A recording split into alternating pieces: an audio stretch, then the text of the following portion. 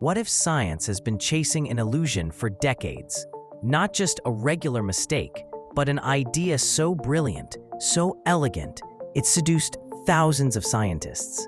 A theory that promised to explain everything, to solve physics' biggest puzzle, to unite the quantum world with the cosmic one, the micro with the macro, chaos with order, the so-called string theory. For years, it was seen as the best candidate for a theory of everything. But now, many physicists are starting to ask, what if it's just a mathematical fantasy? Because not a single prediction from string theory has ever been proven. No experiment has confirmed its existence, and yet it feels so right. So why, despite all the cracks, is this theory still alive? The answer leads us to a dangerous place, where physics meets faith. Get ready to dive into a story where reality feels like fiction, and fiction, at times, feels more real than the universe itself. Oh, and before the next dimension opens, hit subscribe and turn on the bell. That way, YouTube shows you more content like this. And maybe, just maybe, we'll figure out what's really real. String theory is not just any theory. It's possibly the most ambitious attempt in modern physics to unify everything we know. A theory that tries to stitch the universe together as if it were a cosmic tapestry, with every particle, every force, every dimension, connected by tiny vibrating strings. But before we understand why it's so controversial, we need to understand what's at stake. Today, we have two major theories that explain pretty much everything in the universe. The first is general relativity. Developed by Einstein, it describes how gravity works, how planets orbit stars, how space and time curve. It's the theory of the very large. The second is quantum mechanics.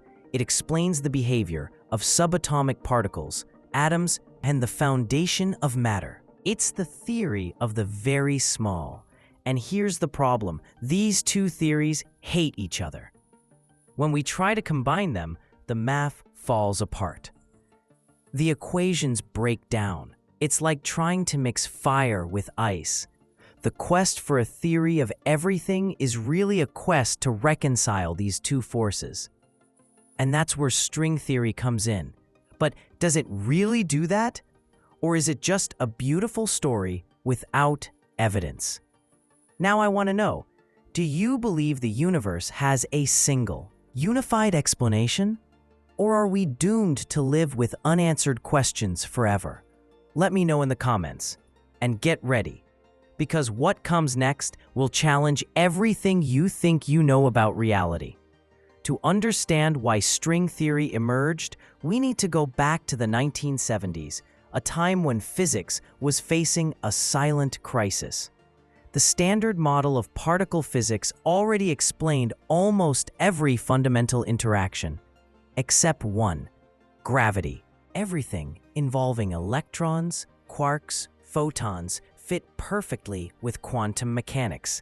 But gravity, the most familiar force of all, was an outsider. And here's the first piece of the puzzle. In quantum physics, all forces are carried by particles. Electromagnetism is mediated by the photon. The weak nuclear force has the W and Z bosons. The strong force has gluons. So gravity should be mediated by a particle too, called the graviton. But here's the catch. No one has ever detected a graviton. And worse, when physicists try to write quantum equations for gravity, they break. The math collapses. Gravity seems unquantifiable. Enter string theory. And the idea was bold. Instead of treating particles as zero-dimensional points, like the standard model does, string theory proposes that every particle is actually a tiny vibrating string. Each unique vibration corresponds to a different particle. The beauty of this: one of those vibrations behaves just like the theoretical graviton. For the first time, it seemed like quantum physics and gravity could peacefully coexist. But that's when things start getting weird. For string theory's equations to work, the universe needs more dimensions than we can observe. Not just 4, 3 of space and 1 of time, but 10 or even 11 dimensions. Most of these dimensions are curled up at microscopic scales, so small we could never perceive them. Like an entire world hidden inside an atom, folded in on itself, out of reach. Sounds like science fiction? Maybe. But the math works. And that raises a troubling question. If the math is so elegant, why is the theory still so controversial? Because of what it doesn't give us. Science depends on predictions, on testable hypotheses. If I say a planet exists around a star, I need to show how to find it. That string theory doesn't make any testable predictions, at least not with our current technology. It's essentially a beautiful mathematical structure, but unfalsifiable, and that opens a dangerous door, because a theory that can't be tested, is it science or is it philosophy? Some physicists compare it to a detailed map of an imaginary land. It might be consistent, precise, beautifully drawn, but if that land doesn't exist, what's the use of the map? Still, some see string theory as a powerful tool. Even if it doesn't describe our universe, it might reveal how universes could be, and that kind of knowledge can lead to unexpected discoveries. That's how Stephen Hawking, for example, used similar ideas to explore black holes. And even those who criticize string theory admit it revealed mathematical structures no one expected to find. But let's pause here. Think about this. Would you build a bridge based on blueprints no one has ever tested? Then why do so many physicists dedicate their lives to something that might not even be real? This brings us to the second layer of the issue, the human factor. Science, though based on facts, is built by people, and people are drawn to beauty, elegance, promises. String theory isn't just an idea, it's a hope, a chance to finish a journey that started with Newton, passed through Einstein, and remains incomplete. It fills a void many try to deny, but it's there. The feeling that something essential about the universe is still missing. That emptiness fuels the quest, even if the destination is invisible. But are we heading in the right direction, or have we simply fallen in love with the first answer that looked beautiful enough?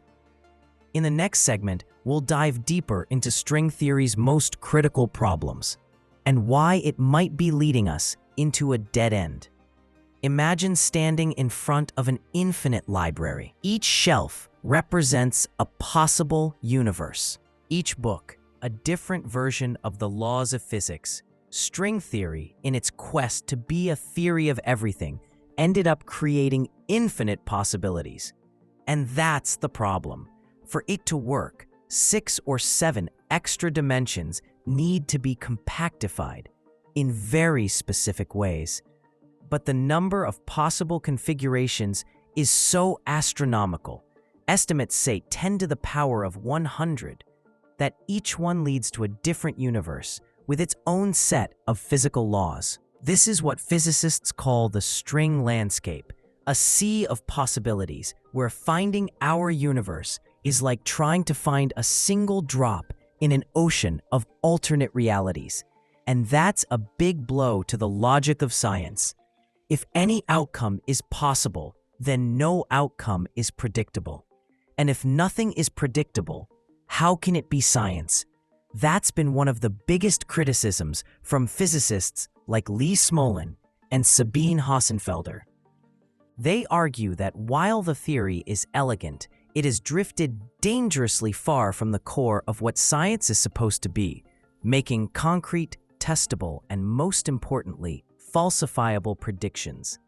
Ironically, it's that very flaw that led string theory to something even more radical, the idea of the multiverse. Yes, the concept that there isn't just one universe, but trillions, maybe infinite, all coexisting, each with its own physical laws. String theory doesn't just allow this idea, it requires it. And here, the line between physics and philosophy begins to blur. Because if infinite universes exist, and every possible outcome has already occurred somewhere, then our discoveries, our experiments, our laws are just a matter of statistical chance. You're here, watching this video, maybe just because you live in the only universe where conditions were just right for life to exist. But what if that's just a coincidence? What if everything you are, everything you feel, only exists because in countless other universes, you don't? That's the paradox of quantum anthropocentrism, and it gets deeper. There's a second paradox, even more unsettling, the paradox of inverted falsifiability. The more string theory tries to explain, the more it escapes being tested. It hides in complexity. The more you try to prove it wrong, the more it shifts, saying it might still be right, just in another universe. Under different conditions, it's a theory that dodges criticism, and that's dangerous, because a science that refuses to be challenged stops being science. It becomes belief. Yet, what keeps string theory alive is the opposite, the belief that it might still lead us somewhere real. This brings us to the third point, politics and academia.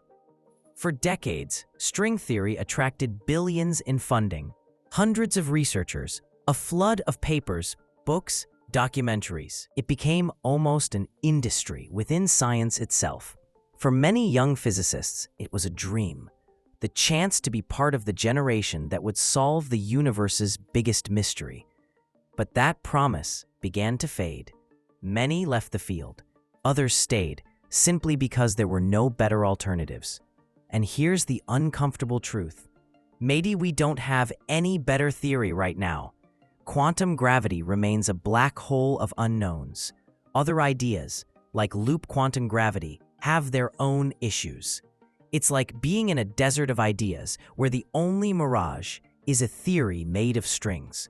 But maybe, just maybe, that mirage is helping us see beyond the sand. Even if string theory never proves to be true, it's already given us tools, mathematical frameworks, computational models, and, most importantly, a new way to think about the universe. Just like the geocentric model once guided astronomers before it was discarded, string theory might be a bridge, something that must exist, even if it's wrong, just to get us to the next big discovery. Because that's what science does. It fails, but it fails toward truth. So maybe the question isn't, is string theory right? Maybe it's, is it helping us ask better questions? And that changes everything. Because science isn't a destination, it's a path. And on that path, every hypothesis, every theory, every mistake is a lantern lighting up the next bend in the road. But if string theory isn't the answer, then what is? What if we're trapped inside a conceptual maze, repeating theories that lead us nowhere? What if the universe is even stranger than we imagine? So strange that none of our current languages can describe it. Maybe we're not even asking the right questions yet. Reality might be an illusion built on layers of interpretation. And if that's true, then real physics hasn't even begun. But that opens a new path, one where mystery, mathematics, and imagination collide.